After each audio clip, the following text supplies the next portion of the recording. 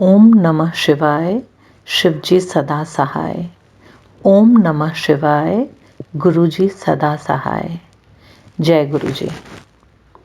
महापुरुष के चरणों में मुझे गुरुजी के प्रथम दर्शन दिसंबर 1995 में हुए, जब मैं अपने एक घनिष्ठ मित्र श्री राजपूत के पुत्र के विवाह पर आयोजित स्वागत समारोह भोज पर गया था। मुझे और मेरे परिवार को जालंधर, पंचकुला, चंडीगढ़ और दिल्ली में गुरुजी के दर्शनों का सौभाग्य प्राप्त होता रहा है। 2006 में दिल्ली में उनके दर्शन हमें 2 साल के बाद हुए। इस अवधि में हम उनके आदेश के अनुसार उनके पास नहीं गए थे। गुरुजी के साथ हमारे वर्षों के अनुभव से मैं कह सकता हूँ कि वह हमारे युग के सच्चे महापुरुष हैं। अमृत के स्रोत। घटना 1994 की है, जब गुरुजी चंडीगढ़ में थे। मेरी पत्नी, मेरी पुत्रवधू और मैं उनके दर्शनोपरांत घर के लिए निकल ही रहे थे कि हमें वापस बुलाकर उनके कक्ष में ले जाया गया। गुरुजी ने कहा कि वह हमें आशीर्वाद देंगे। उन्होंने हमें अपना मस्तक, वक्षस्थल और कंधों के पीछे सूंघने के लिए कहा। हमें ऐसी सुगंधी प्राप्त हुई जो पहले कभी नहीं मिली थी। ऐसा प्रतीत हो रहा था कि यह स्थल दिव्य अमृत के अनंत स्रोत हैं।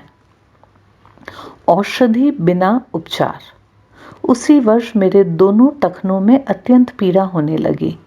दर्दनाशक औषधियां लेकर मैं पंचकुला में अपने पारिवारिक चिकित्सक के पास गया।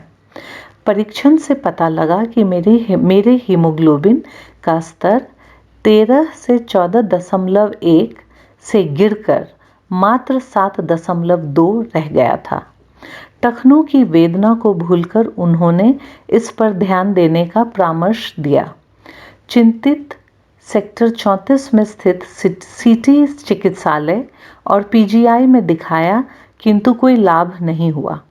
तो मैं दिल्ली के साउथ एक्सटेंशन क्षेत्र में स्थित एक हीमोग्लोबिन विशेषज्ञ के पास गया।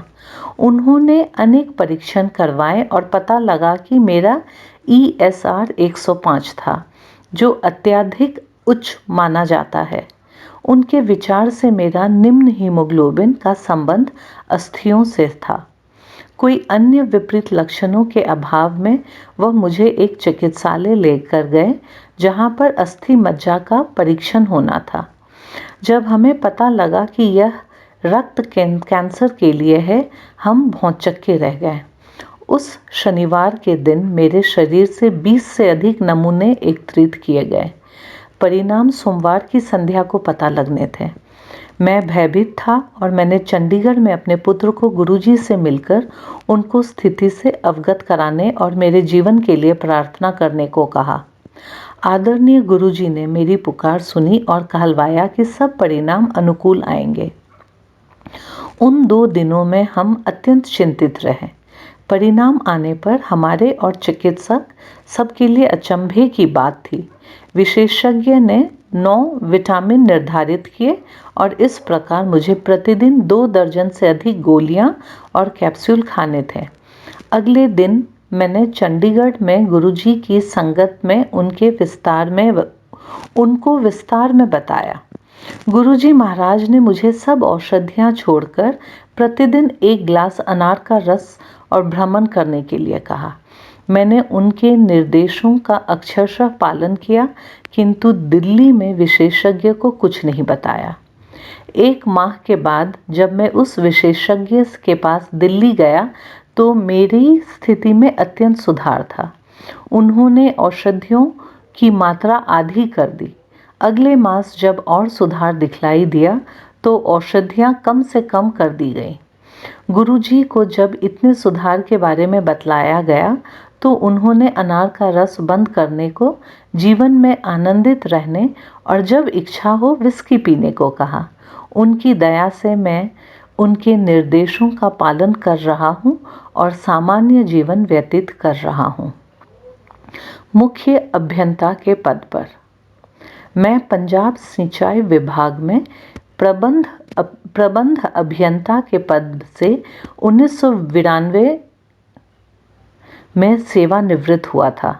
अपने सेवा काल में मैं 1964 से 1968 तक फाजिल्का में एसडीओ रहा था। फाजिल्का पाकिस्तान सीमा से केवल 4 किलोमीटर सीधी दूरी पर स्थित है। सितंबर 1965 में जब पाकिस्तान ने भारत पर आक्रमण किया था, नागरिकों में हलचल मच गई थी। प्रशासक होने के कारण मेरे कंधों पर बहुत उत्तरदायित्व था। महिलाओं और बच्चों को मलहौद के निकट भेजना था। कार्य शीघ्रता से किया गया था। इस अवधि में मैंने सेना के साथ भी कार्य किया और उनके साथ भूमि में खुदे हुए उनके बंकरों में भी रहा, क्योंकि शहर पर सीमा पार से बमबारी हो रही थी। असैन्य अधिकारी होते हुए यह मेरे कार्य क्षेत्र में नहीं आता था, किंतु मैंने ऐसे संकट भरे वातावरण में कार्य किया था। ऐसी सेवाओं के लिए पंजाब सरकार और रक्षा विभाग से मुझे प्रशंसा पत्र और समय पूर्व पदोन्नति मिलनी चाहिए थी, क्योंकि पंजाब सरकार ने ऐसा नहीं किया था। इस भेदभाव के लिए मैंने न्यायालय में आवेदन कर दिया था। जब से मैं गुरुजी से मिला था, वह मुझे सदा मुख्य अभियंता कहकर संबोधित करते थे। मैंने उनको बताया कि मैं प्रबंध अभियंता के पद से सेवानिवृत्त हुआ हूँ, पर उन्होंने कहा कि मुझे शीघ्र ही मुख्य अभियंता की पदोन्नति प्राप्त होगी। कालांतर में न्यायालय ने मुझे समस्त सेवा संबंधी सुविधाएं दी और गुरुजी के कथन के अनुसार पंजाब सरकार ने 2004 में विशेष अधिसूचना निकालकर मुझे मुख्य अभियंता का पद प्रदान किया। गुरुजी की दया मेरे समस्त परिवार पर बनी रही है। 2002 से 2003 की शीत ऋतु में एक दिन मेरी पत्नी और मैं एम्पायर एस्टेट में गुरुजी के पास रात्रि 2 बजे तक थे। सर्दी बहुत हो रही थी। बाहर निकलने के बाद मेरी पत्नी ने कहा कि पिछले 1.5 घंटे से उसकी बाईं हथेली में बहुत पसीना आ रहा है। उस समय कोई चिकित्सक मिलने का प्रश्न नहीं था और कुछ गड़बड़ अवश्य थी। अतः हम वापस गुरुजी महाराज के पास गए और उन्हें समस्या से अवगत किया। उन्होंने मेरी पत्नी का हाथ अपने हाथ में लिया और बोले कि कहाँ दर्द है? कोई दर्द नहीं है, जाओ आनंद में रहो। उनके ये कहते ही वेदना समाप्त हो गई। अगले दिन जब हम उनके पास पहुँचे तो उन्होंने पीड़ा के बारे में प्रश्न किया। वह इतने दयालु हैं। इस भौतिक और माया मोह के संसार में एक सच्चे महापुरुष का दिव्य आश्रय प्राप्त करना अत्यंत कठिन है। संतों के विस्तृत परिवार में एक को दूसरे से भिन्न करने वाले नियम तभी पता लग सकते हैं जब हम एक ऐसे संत के पास पहुँचें जिसके सदृश कोई और ना हो और वह ईश्वर के वास्तविक संदेश मानवता में फैला रहा हो। दूसरों के जैसे उसे धन और अन्य भौतिक वस्तुओं में कोई रुचि ना हो। वह अपनी असीमित शक्तियों का प्रयोग मानवता के कष्ट और चिंताओं को नष्ट करने में लगाए। श्री गुरुजी महाराज ब्रह्मज्ञानी हैं, जो इस नश्वर संसार में भटके मनुष्यों को सही राह दिखाने और मोक्ष प्राप्ति के सही मार्ग बताने आए हैं। हम भाग्यवान हैं कि हमने उनके बारे में सुना, उनसे मिलने का अवसर प्राप्त हुआ और उनकी कृपा से ही उनमें आस्था है।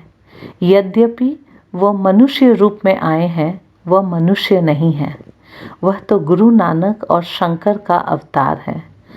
संतोख सिंह, चंडीगढ़। ओम नमः शिवाय। शिवजी सदा सहाय। ओम नमः शिवाय। गुरुजी सदा सहाय। शुक्राना गुरुजी। अनंतम अनंतम शुक्राना।